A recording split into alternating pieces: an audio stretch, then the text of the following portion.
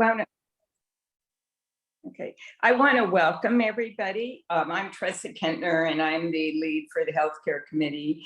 And I'm really happy today to have some representatives from Save Secular Healthcare in Washington to speak to us about some of the religious issues that overshadow our healthcare. And I think what you'll be surprised at is generally we speak of reproductive issues, but there's a lot of things that get impacted by religious directives that hospitals use. And I want to start by giving you the biographies of the speakers. And Vicki, while I'm introducing, if anybody needs to be admitted, would you admit them, please?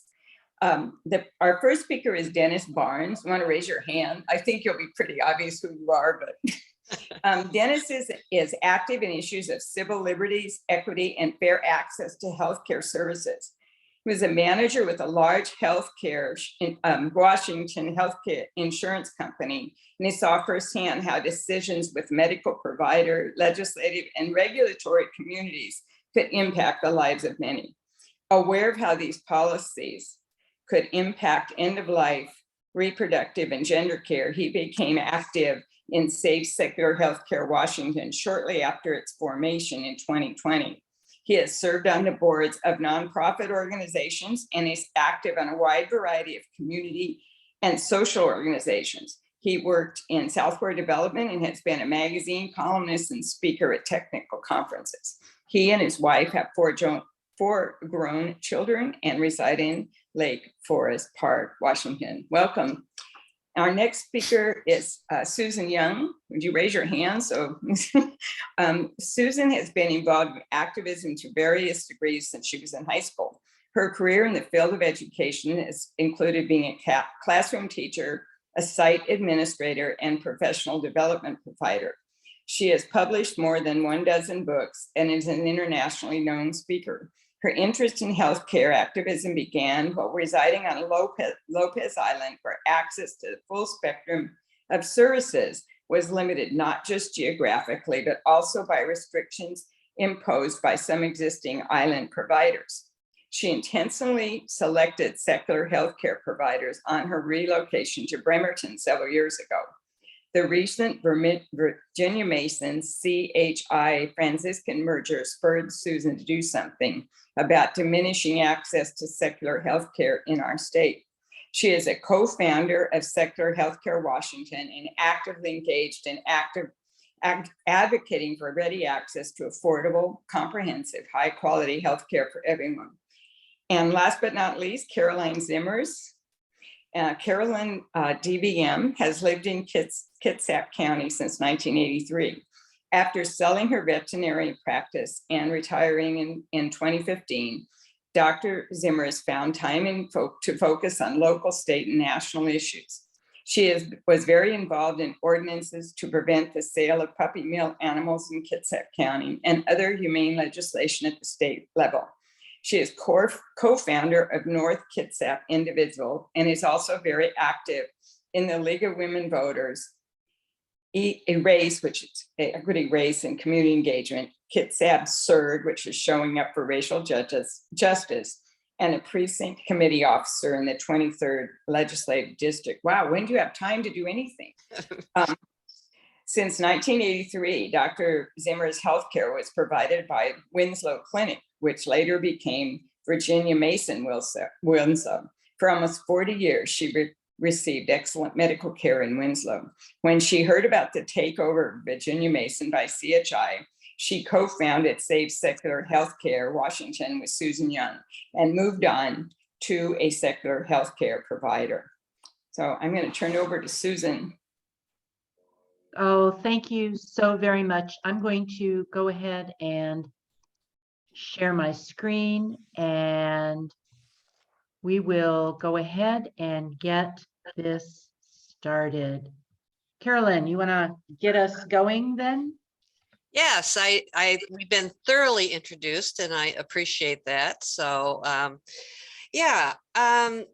Thank you very much for everybody for showing up to our presentation today. We, of course, think it's a really important issue. And one of the critical questions that you need to ask yourself, and I'll just read this, I think it's important. Did you know that at least 49% of all hospital beds in our state are now controlled by healthcare systems that do not offer their patients access to a wide variety of healthcare services that are both legal and considered to be clinical best practices or standard of care? So this question that every resident needs to sort of ask themselves and about their own access, moving forward as our access to affordable, comprehensive and equitable services is becoming increasingly restricted. So we all need to be aware of this, and that's why we're here today. And normally at this point, we talk about each of us very briefly about why we care about healthcare. But I think in reading our introductions, that's already been made pretty clear. You've heard a little bit about our personal stories. So we're just going to go ahead with my co-speaker's permission and jump right on into the next slide. Okay, great. Founded in the late summer of 2020, Save Secular Healthcare is dedicated to saving secular healthcare in Washington. We began by opposing the Virginia Mason CHI merger. We continued working to increase patient access to all healthcare services legal in this state, regardless of the religious affiliation of the medical system that's providing that care. We have nothing against any religion, and we respect the right of individuals to practice the faith of their choice. What we do object to is religious doctrine that restricts access to safe and legal healthcare services for patients who don't subscribe to that specific faith. Everyone should have access to a full range of legal, high-quality healthcare services, and healthcare systems must prioritize patient needs over religious doctrine. So here's the layout of the major players in Washington. Common Spirit is the largest nonprofit health system in the US with more than 1,000 care sites in 21 states. CHI Franciscan was formed in '96 when Franciscan Health Systems joined Catholic Health Initiatives. Based in Englewood, Colorado, Catholic Health Initiatives is one of the largest nonprofit health systems in the United States and is now part of Common Spirit. Providence Health and Services is a nonprofit Catholic healthcare system operating multiple hospitals across 8 states with headquarters in Renton. Peace Health is a not-for-profit healthcare system that owns and operates 10 hospitals, numerous clinics and laboratories in the Western United States, including Bellingham. Currently, 17% of all hospital beds in the United States are in Catholic facilities. In contrast, the figure is now 49% in Washington, meaning that our state is now second in the nation in the number of Catholic-controlled hospital beds in any state, trailing Alaska by a fraction of a percentage, despite the fact that we have the fewest number of practicing Catholics in the country. Okay, so what are the ethical and religious directives that we'll be talking about? And the ethical and religious directives are define what procedures will and will not be allowed in their healthcare system. These directives forbid or severely restrict many reproductive and end-of-life healthcare services, and we'll elaborate on these in a few minutes.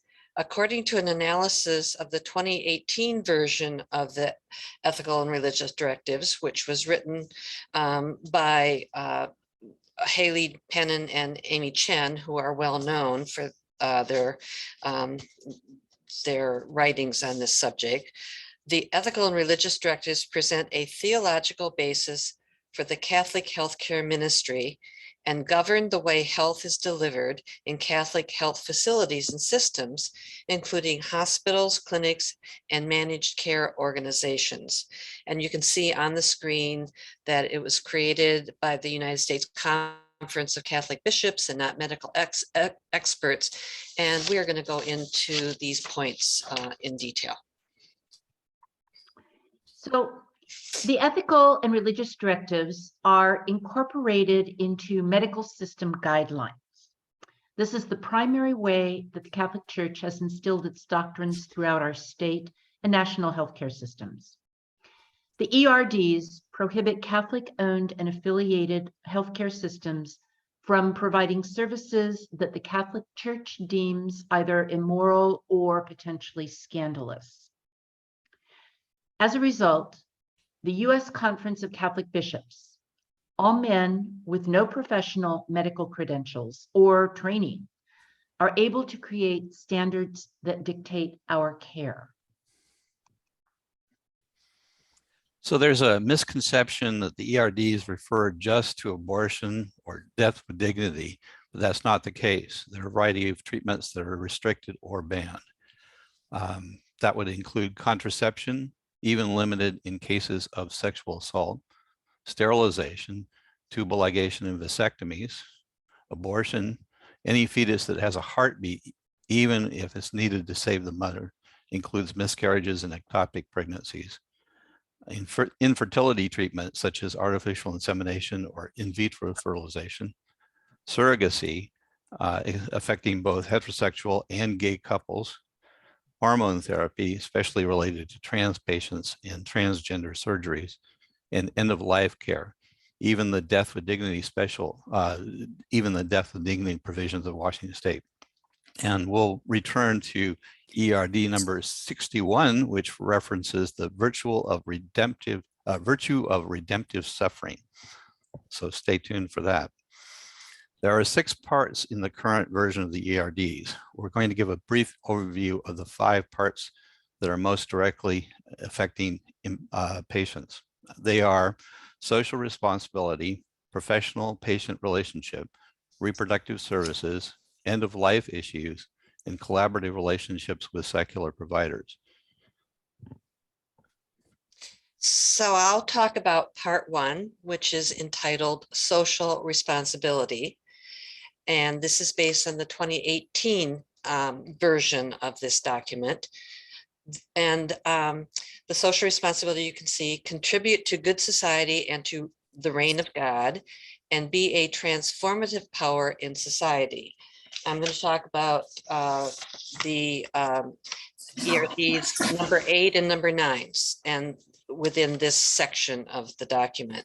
Number 8, quote, the relevant requirements of canon law or religious law will be observed with regard to the foundation of a new Catholic healthcare institution, the substantial revision of the mission of an institution, and the sale, sponsorship, transfer, or closure of an existing institution. And number 9, employees of a Catholic healthcare institution must respect and uphold the religious mission of the institution and adhere to these directives. And it's important, I think, to mention before I start talking a little bit about part 3, is that prior to 2018, there were loopholes in the ethical and religious directives that allowed partnerships that still skirted some of the procedures and policies that prohibited things. But with 2018's revision, those were closed. So that was the entire point of actually doing this particular rewrite of the ERDs. Section number 3 talks specifically about the professional patient relationship. So the healthcare providers and the patients. And the quote that is on the screen here mentions, it's taken right from the ethical and religious directives description of this section, and makes it very, very clear how important Catholic identity is when it comes to the actual healthcare institution itself. And there are 2 ERDs in this area that I specifically want to mention because these go directly to the fact that there's sort of a catch-all phrase now. If we think this is immoral, or if we think this is potentially scandalous, even if it's not listed here, we're not going to permit it. So in ERD number 24, the language says, the institution, however, will not honor an advance directive that is contrary to Catholic teaching. So it's not just death with dignity, it's any end-of-life directive that appears to be out of kilter with Catholic doctrine. And in ERD 28, it states, the free and informed healthcare decision of the person or person's surrogate is to be followed so long as it does not contradict Catholic principles. So again, whether it's the patient themselves or it is someone who has the ability to speak for them, the ultimate decision about whether or not a final wish will be met, it comes from the healthcare side, not from what the patient's advance directive might say. And I'd like to talk a little bit about language here, but it's no accident that religious institutions refer to all procedures that result in termination of a human pregnancy as an abortion, even when the fetus is not viable and not ending the pregnancy could lead to serious or fatal consequences for the mother. This is a contentious term used to upset people, and specific ERDs deny services of this sort.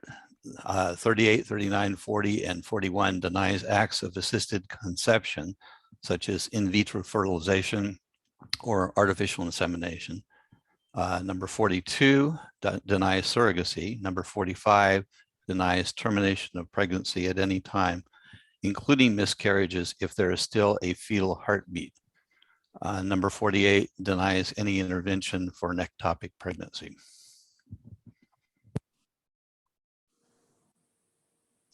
ERD Part 5, and this is about the end of life. We've talked about the beginning of life, and now Part 5 is talking about the seriously ill and dying. And we have a quote on the screen. I just want to read it because it's really important. We are not, according to the Catholic faith and these religious controlled healthcare entities, we are not the owners of our lives, and hence do not have absolute power over life. We have a duty to preserve our life and to use it for the glory of God. And so once again, the choice of language is not accidental. Religious institutions refer to physician-assisted suicide, while secular institutions use less charged language, such as death with dignity. I want to specifically talk about two of the ERDs related to this section. Number 60, Catholic healthcare institutions may never condone or participate in euthanasia or assisted suicide in any way. And you note the charged language in that particular ethical and religious directive. And number 61, patients experiencing suffering that cannot be alleviated should be helped to appreciate the Christian understanding of redemptive suffering. And I just want to define redemptive suffering. It is the Catholic belief that suffering and death can take on a positive meaning through the redemptive power of Jesus' suffering and death. This does not lessen the pain and fear for a terminal patient, but gives confidence which allows the person to bear the suffering and pain and not be overwhelmed by it. Then we come to Part 6. So Part 6 really encompasses the entire reason for having done the 2018 revision of the ERDs. This is where the loopholes were closed. This is the section that talks about relationships with non-Catholic or secular providers. And this is important because there is a lot of emphasis placed by Providence Swedish or Virginia Mason Franciscan Health or Peace Health on the fact that many times the systems that they are partnering with are secular, as though that means something. But the reality is it actually almost never does really mean anything. We're going to look at 3 specific ethical and religious directives in this particular section, because these are 3 that really underscore the shift that took place when these were revised. Directive 70 says that Catholic healthcare organizations are not permitted to engage in abortion, euthanasia, assisted suicide, and direct sterilization. So that charge language that Carolyn and Dennis pointed out before is brought back both of those areas. Again, that language is used. In Directive 73, it states, a Catholic institution must ensure that neither its administrators nor its employees will manage, carry out, assist in carrying out, make its facilities available for, or benefit from revenue generated by immoral procedures. And then Directive 74 says, in any kind of collaboration, I want to repeat that, any kind of collaboration, whatever comes under the control of the Catholic institution, whether it's by acquisition, by governance, or by management, it must be operated in full accord with the moral teaching of the Catholic Church, including the directives. So a question you might have is how are the ERDs enforced? Well, actually in the day-to-day, they're enforced by the agreements that medical providers within these institutions are made to sign. And if any questions come up, it's the local bishop who presides over the interpretation of the ERDs and make ultimate decisions regarding contested medical cases. Providers who are employees of the healthcare system or who contract to perform services within the system are required to sign these contracts. And these contracts include clauses which they agree to abide by the ERDs as a condition of employment. Providers in either of these situations are fined or fired if they violate the ERDs. There may be situations where independent providers refer patients to facilities owned or operated by the healthcare system. In those cases, the ERDs are normally enforced. So the impact of these ethical and religious directives will impact all of us who participate within that network. And you can read on the screen here 3 of the important things. And I'd like to point out that dangerous and unnecessary delays may mean patients are unable to receive the care they need when they need it.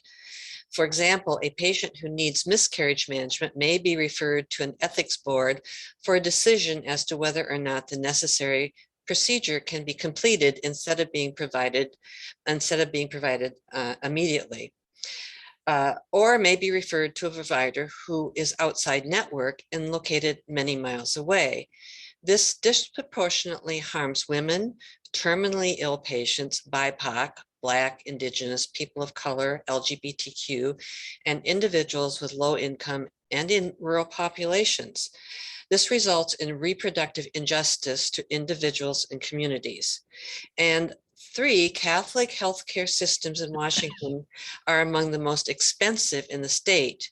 Additionally, when patients are forced to seek care outside the system, insurance may refuse to cover it or reduce coverage significantly. Also, patients may be liable for travel costs to get to providers who will treat them. And some people have, some of our more challenged individuals will have a hard time even finding transportation if they need to go to another facility. So what can we do? There are actually 4 things that are listed here on this slide that talk about actions that everyone is able to take to start moving toward rectifying our current situation here in Washington. And we're going to take a minute now to look at each of these. Dennis will start off on that. So in the last legislative session, there were about a dozen bills regarding healthcare that we supported, and most of them did not survive the short session, unfortunately. Chief among those was the Keep Our Care Act, which would have provided a process for public comment and review by the Attorney General's office to ensure that any mergers of healthcare service organizations did not adversely affect the range of services, their costs, or their quality. The Keep Our Care Act was supported by a broad coalition of organizations that included the League, and we thank you for that.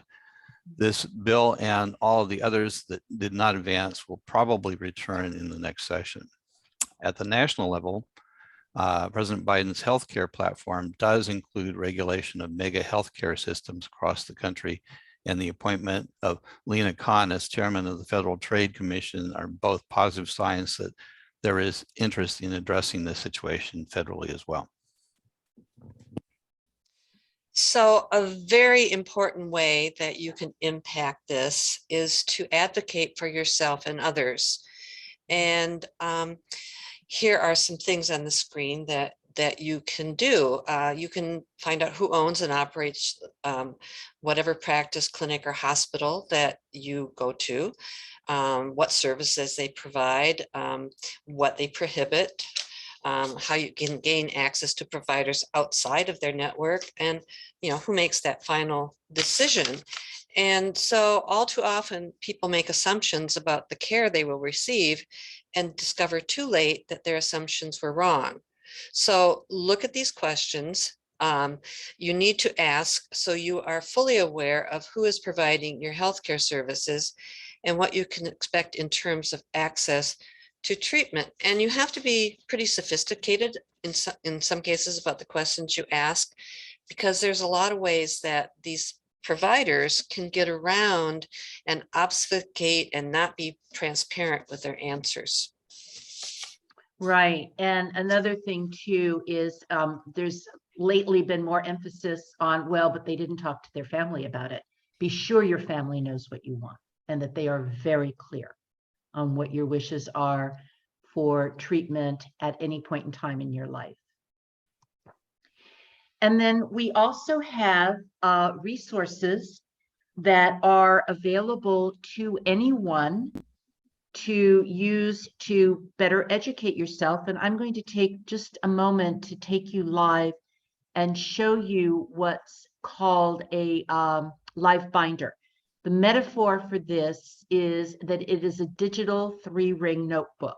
So I'll put the link in chat in a minute so that you've got access to it. But basically, when you come to this live binder, you will see across the top tabs that are the equivalent of dividers in a 3-ring notebook.